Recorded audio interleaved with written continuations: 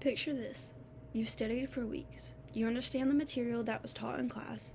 You've done every class assignment, homework assignment, and participated in class. But when you sit down for the standardized test, the room is silent. The clock starts ticking, and suddenly your mind forgets everything just like that. Your future, your opportunities, your rewards are all tied to one score.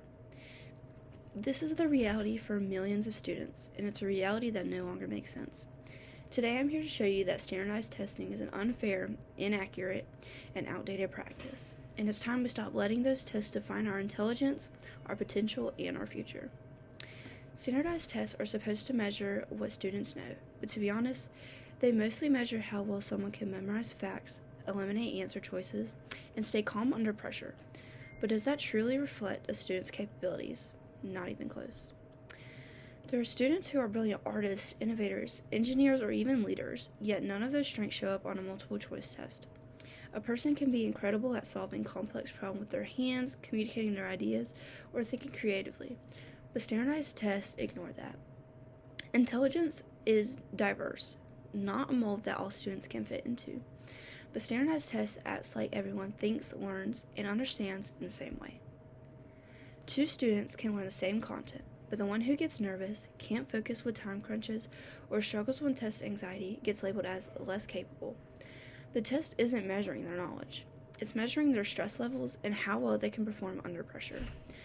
As one teacher told NEA Today in an article, standardized tests create test anxiety, and some kids even have test phobia because they have just this one chance at getting it right, says Holland, who works at Stacy Middle School. It's a saddening event in schools nationwide that even teachers are beginning to realize their students are struggling in the classroom because they are so scared of failing. But school is not supposed to teach students to be scared of trying. It should teach them to focus on growth, not perfection, so students can learn to take risks and develop confidence in their abilities. A child who memorizes facts just to get a perfect score but forgets them the next day isn't any better than a child who truly understands the material but is overshadowed by a system that values quick recall over meaningful learning. The emphasis on standardized tests not only affects the student's learning process and confidence in the classroom, but it changes the classroom in general. Because these scores are tied to funding and evaluations, schools feel pressure to focus almost entirely on test prep, going over an educational course, using a tutoring service, finding new learning tools that are all designed to increase students' performance. But with these practices, that means less time for creative lessons, science labs, group projects, and real-world problem solving.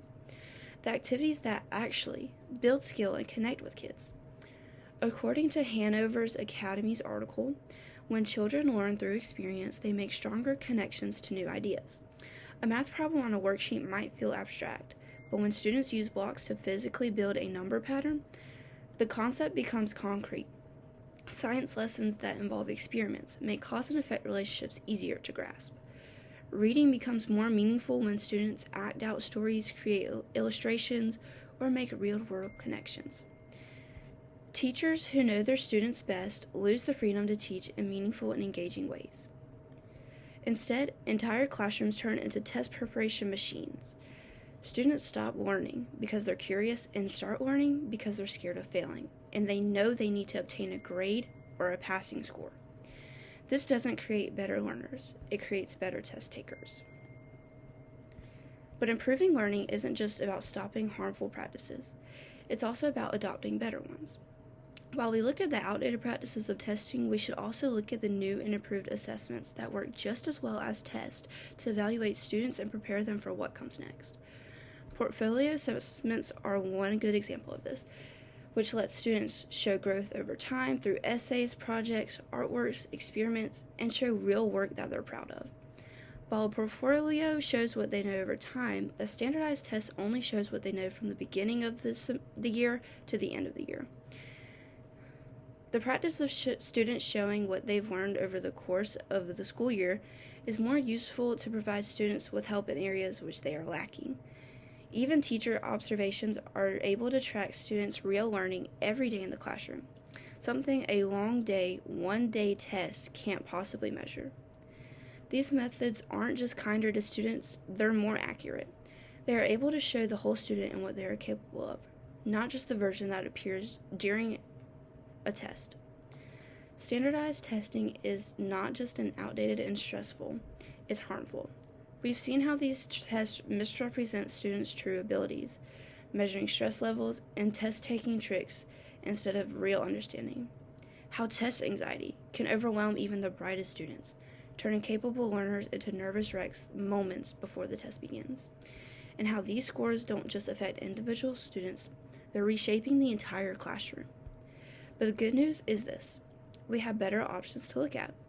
Portfolio assessments allow students to grow over time, and teacher observations capture the everyday learning that no 4-hour test could do. These methods don't just reduce stress, they paint a fuller and truer picture of what a student is capable of. So, what can we do about it? We can speak up when our school relies too heavily on test prep and remind them that real learning cannot be scanned or scored. We can support policies that lessen the importance of standardized testing in administrations and evaluations. We can push for assessments that value creativity, effort, progress, and individuality. No student should feel like walking into a test feeling like their entire worth is on the line. No child should leave a classroom feeling defined by a number, because intelligence and potential are diverse. A student's future should not be decided by how well they perform on one stressful morning. And that's why it's time to let go of a system that no longer serves today's learners and replace it with one that truly sees them, supports them, and celebrates them. Thank you.